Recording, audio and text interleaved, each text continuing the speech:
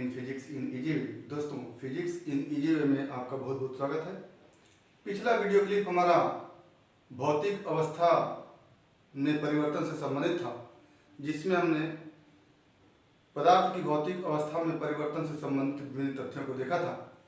आज हमारा video clip एक नए टॉपिक को लेकर है, जिसको हम गुप्त ऊष्मा अथवा लेटेंट हीट कहते हैं।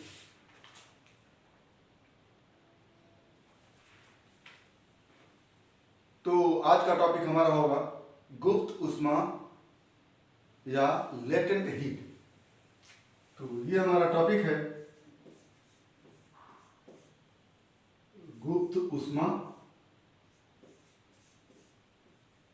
जिसको हम इंग्लिश में लेटेंट हीट कहते हैं।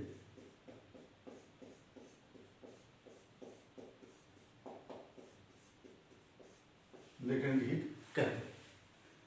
तो जैसा कि पिछले वीडियो क्लिप में आप देख चुके हैं कि किसी पदार्थ के ताप में यदि कमी की जाती है तो उसकी भौतिक अवस्था में परिवर्तन होता है, और वृद्धि की जाती है तो भी उसकी भौतिक अवस्था में परिवर्तन होता है। आज हम देखेंगे कि जब किसी पदार्थ की भौतिक अवस्था में परिवर्तन होता है तो ऐसी स्थिति में उस वस्तु या उस पदार्थ के ताप में वृद्धि नहीं होती है। जब तक पदार्थ की भौतिक अवस्था में परिवर्तन होता रहता है तब तक उसके ताप में वृद्धि नहीं होती है, और लगातार हम ऊष्मा देते रहते हैं। तो यही अवस्था परिवर्तन के लिए जो ऊष्मा दी जाती है, उसी ऊष्मा का संबंध हमारा गुप्त ऊष्मा से है। यानी किसी पदार्थ की भौतिक अवस्था में परिवर्तन के लिए एकांक द्रव्यमान पर जो ऊष्मा दी जाती है, उसी को हम क्या कहते हैं? गुप्त ऊष्मा कहते हैं। कहने का आशय यह है कि जब हम किसी पदार्थ को ऊष्मा देते हैं तो उसके ताप में वृद्धि होती है, और जब अवस्था परिवर्तन होने लगता है तो उसके ताप में वृद्धि होना बंद हो जाती है। एग्जाम्पल के लिए देखें तो यदि हम जल को ऊष्मा दे रहे हैं तो उसके ताप में लगातार वृद्धि होती रहती है, लेकिन जब जल अपने क्वथनांक में पहुंच जाता है या जब जल का ताप 100 डिग्री सेंटीग्रेड हो जाता है तो वो जल से वाष्प में बदलना शुरू हो जाता है, यानी उसकी अवस्था में परिवर्तन शुरू हो जाता है। तो ऐसी स्थिति में जो हम ऊष्मा देते हैं वो ऊष्मा उसकी अवस्था में परिवर्तन में खर्च होने लगता है, और जब ऊष्मा उसकी अवस्था में परिवर्तन में खर्च होने लगता है तो उसके ताप में वृद्धि होना बंद हो जाता है, और एकांक द्रव्यमान के पदार्थ के अवस्था में परिवर्तन के लिए जो हम ऊष्मा देते हैं उसी ऊष्मा को हम क्या कहते हैं? गुप्त ऊष्मा कहते हैं। तो अगर इसकी परिभाषा को हम लिखना चाहें तो लिखेंगे कि किसी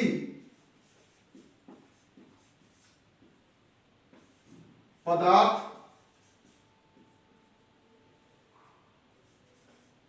की अवस्था परिवर्तन से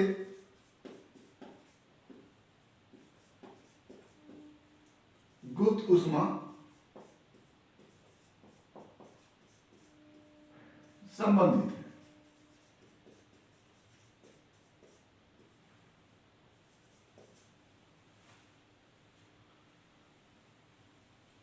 पदार्थ के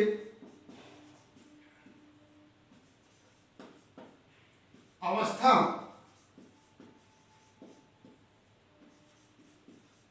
परिवर्तन के समय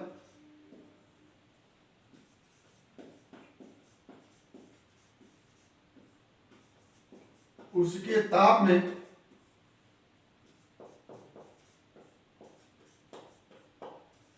वृद्धि नहीं होती है,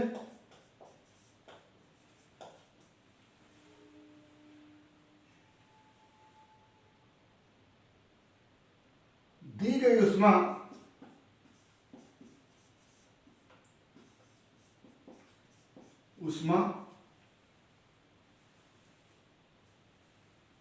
वस्तु के पदार्थ, दी गई ऊष्मा पदार्थ के अवस्था परिवर्तन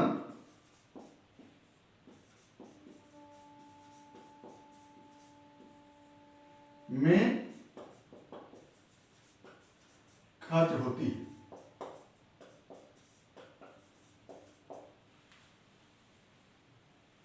पदार्थ के एकांक द्रव्यमान, पदार्थ के एकांक द्रव्यमान की अवस्था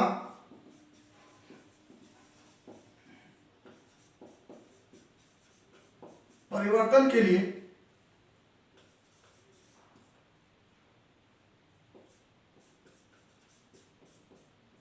जितनी ऊष्मा की आवश्यकता होती है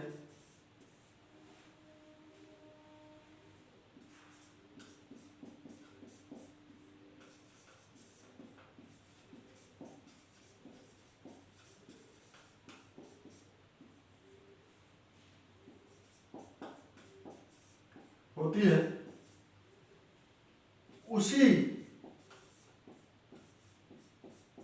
ऊष्मा को गुप्त ऊष्मा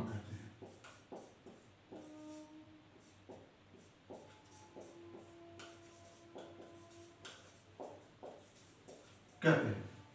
तो यही गुप्त ऊष्मा की परिभाषा बन के आती है कि पदार्थ के एकांक द्रव्यमान की अवस्था परिवर्तन के लिए जितनी ऊष्मा की आवश्यकता होती है उसी ऊष्मा को क्या कहते हैं? गुप्त ऊष्मा कहते हैं। इसे यल से latent heat, L for latent heat, तो इसे यल से प्रदर्शित करते हैं। इसे यल से प्रदर्शित करते हैं।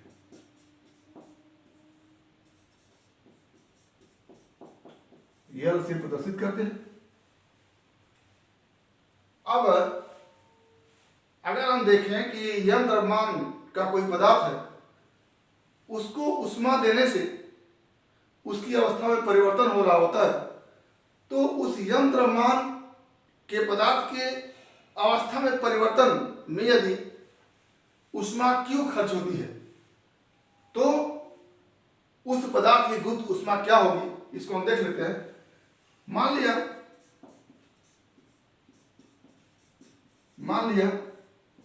यम द्रव्यमान के पदार्थ के अवस्था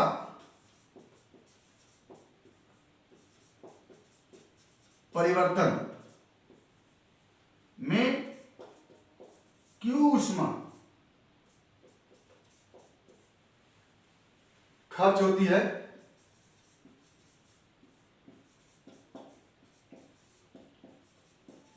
तो पदार्थ की गुप्त ऊष्मा, पदार्थ की गुप्त ऊष्मा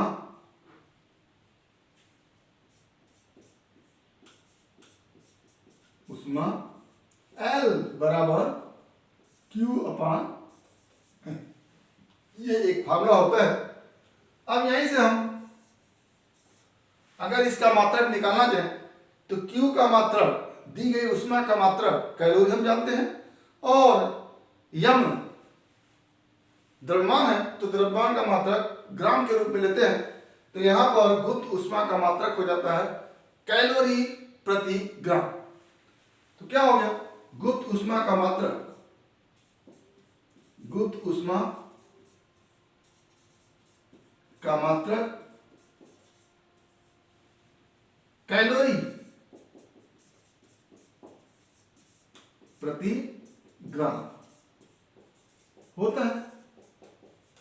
और डिमी सूत्र की बात करें तो Q एक तरह से उसमें ऊर्जा है, तो ऊर्जा का मात्रक जो होता है M1L2 T⁻⁻2 होता है, और बटा द्रव्यमान M कर लेंगे तो क्या हो जाता है? तथा डिमी सूत्र, तथा विमीय सूत्र, ये Q का विमीय सूत्र m1L2T-2 बटा द्रव्यमान का विमीय सूत्र m। अब यहीं से हमारा बन के आता है L2T-2 और m लगा देते हैं 0। तो ये हमारा विमीय सूत्र होता है गुप्त ऊष्मा का।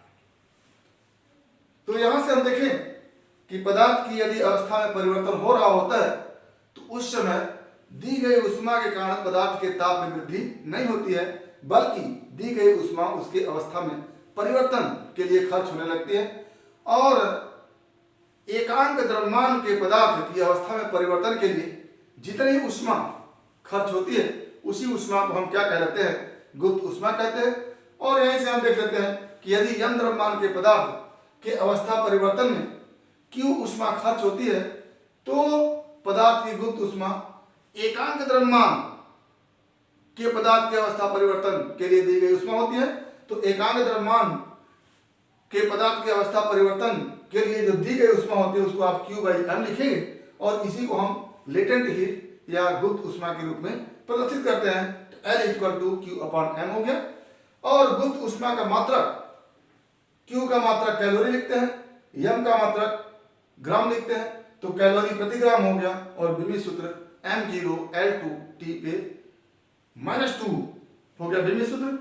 आगे अगर हम इस गुप्त ऊष्मा का यम की पद्धति में मात्रक देखें तो Q का मात्रक किलो कैलोरी और द्रव्यमान का मात्रक किग्रा, तो किलो कैलोरी प्रति किग्रा इसका यम की पद्धति में मात्रक हो जाएगा। तो ये हमारा हो गया गुप्त ऊष्मा। कहते हैं किसको है। अब गुप्त ऊष्मा अवस्था में परिवर्तन के आधार पर दो प्रकार के होते हैं। एक तो जब हम किसी पदार्थ की भौतिक अवस्था में परिवर्तन करते हैं तो वह ठोस से द्रव में हो सकता है जिसको हम गलन कहते हैं, और उसके बाद द्रव से गैस में हो सकता है जिसको हम क्वथन कहते हैं। तो जब पदार्थ द्रव अवस्था से गैस अवस्था में परिवर्तित होने लगता है, यानी पदार्थ की अवस्था परिवर्तन द्रव से गैस में होने लगती है, तो ऐसी स्थिति में इस अवस्था परिवर्तन के समय हम ऊष्मा देते हैं और वो ऊष्मा इसके अवस्था परिवर्तन में खर्च होने लगती है। और एकांक द्रव्यमान के द्रव अवस्था वाले पदार्थ को गैस अवस्था में परिवर्तन के लिए जितनी ऊष्मा हम देते हैं उसे हम एक नया नाम देते हैं जिसको कहते हैं वाष्पन की गुप्त ऊष्मा। क्या कहते हैं? वाष्पन की गुप्त ऊष्मा। और ठीक इसी तरह से हम किसी पदार्थ के ठोस अवस्था से द्रव अवस्था में परिवर्तित करने के लिए जो ऊष्मा देते हैं, तो एकांक द्रव्यमान के ठोस पदार्थ के द्रव अवस्था में परिवर्तन के लिए जो ऊष्मा दी जाती है वो एक अलग प्रकार की गुप्त ऊष्मा होती है जिसको हम गलन की गुप्त ऊष्मा कहते हैं। तो आइए अगला टॉपिक हमारा बनता है गुप्त ऊष्मा के प्रकार, टाइप्स ऑफ लेटेंट हीट। गुप्त ऊष्मा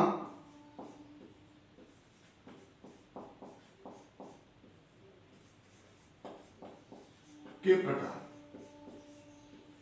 पहला हमारा जो है वो है वाष्पन की गुप्त ऊष्मा। वाष्पन की गुप्त ऊष्मा पदार्थ की भौतिक अवस्था में परिवर्तन के आधार पर गुप्त ऊष्मा दो प्रकार की होती है। पहला है वाष्पन की गुप्त ऊष्मा और दूसरा है गलन की गुप्त ऊष्मा। तो वाष्पन की गुप्त ऊष्मा को हम देखना चाहेंगे तो लिखेंगे कि एकांक द्रव्यमान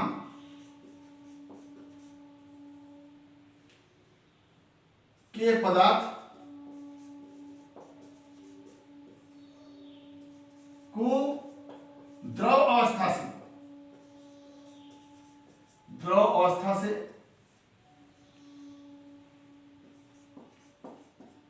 गैस अवस्था में परिवर्तित करने के लिए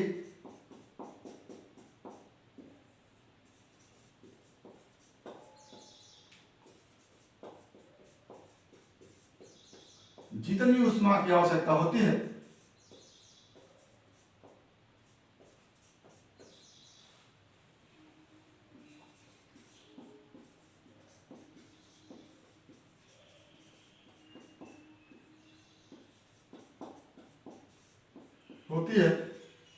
उसे उस पदार्थ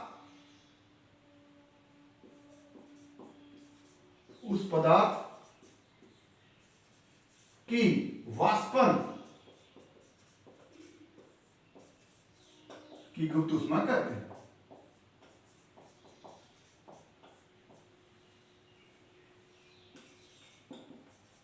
वाष्पन की गुप्त ऊष्मा कहते हैं। फार्मूला वही होगा, L=Q/m। तो अब इसमें वाष्पन की गुप्त ऊष्मा, पदार्थ द्रव अवस्था में है, उसके ताप में वृद्धि करने के बाद धीरे धीरे वह गैस अवस्था में परिवर्तित होने लगता है। तो जब वह द्रव अवस्था से गैस अवस्था में परिवर्तित होता है तो उसको हम ऊष्मा देते हैं, और एकांक द्रव्यमान के पदार्थ को द्रव अवस्था से गैस अवस्था में परिवर्तित करने के लिए जितनी ऊष्मा की आवश्यकता होती है उसी ऊष्मा को हम क्या कहते हैं, वाष्पन की गुप्त ऊष्मा कहते हैं। उदाहरण के लिए यदि जल है उसे ऊष्मा देकर के वाष्प में बदल रहे हैं, तो ऐसी स्थिति में 1 ग्राम जल को वाष्प में बदलने के लिए जितनी ऊष्मा की आवश्यकता होती है वही जल की वाष्पन की गुप्त ऊष्मा होती है, और इसका मान होता है 540 कैलोरी प्रति ग्राम। उदाहरण के लिए जल के वाष्पन की गुप्त ऊष्मा 540 कैलोरी प्रति ग्राम होता है। ये जल के वाष्पन की गुप्त ऊष्मा है। इसका मतलब कि जल के 1 ग्राम को वाष्प में परिवर्तित करने के लिए 540 कैलोरी ऊष्मा की आवश्यकता होती है। दूसरा जो गुप्त ऊष्मा का प्रकार है वह है गलन की गुप्त ऊष्मा। गलन की गुप्त ऊष्मा बिल्कुल परिभाषा इसी तरह से होगा।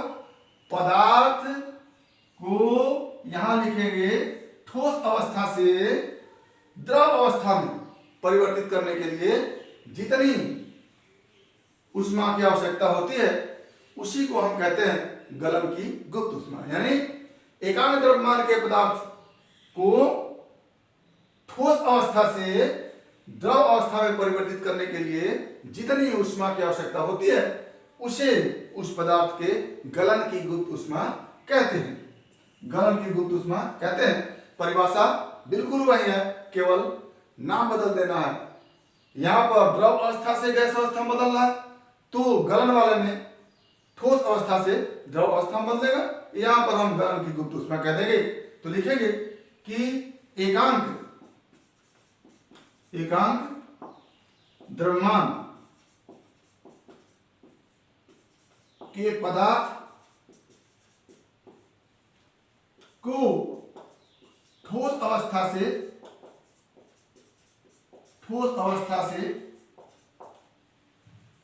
द्रव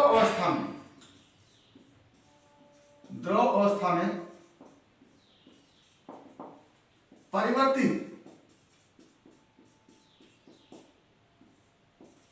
करने के लिए जितनी ऊष्मा की आवश्यकता होती है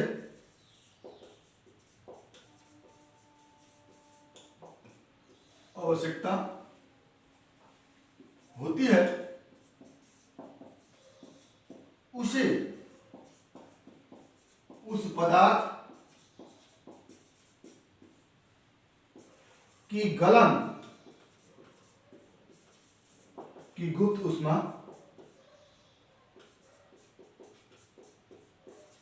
कहते हैं। गलन की गुप्त ऊष्मा कहते हैं। और जल के लिए या बर्फ के लिए, जल ठोस अवस्था में क्या है, बर्फ है, आइस है, उसको जल में बदलने के लिए जितनी ऊष्मा की आवश्यकता होती है वो गलन की गुप्त ऊष्मा होगी। क्या लिखेंगे कि उदाहरण के लिए बर्फ की गुप्त ऊष्मा 80 कैलोरी प्रति ग्राम होता है। इसका आशय यह हुआ कि 1 ग्राम बर्फ को जल में परिवर्तित होने के लिए 80 कैलोरी ऊष्मा की आवश्यकता होती है। तो यहां से बर्फ की गुप्त ऊष्मा 80 कैलोरी हो गई और यहां से जल की गुप्त ऊष्मा 540 कैलोरी हो गई।